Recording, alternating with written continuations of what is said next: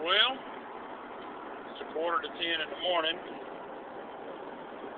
We're west of Dallas a ways. We're starting to catch up with the big storm that's ahead of us.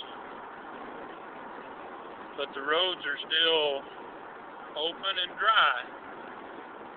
We're seeing traffic going westbound. It indicates to us that probably we'll be able to get on through to the Dallas-Fort Worth area, that the highways will be open. Thanks for a pretty sight. The air is cold. Traffic is light.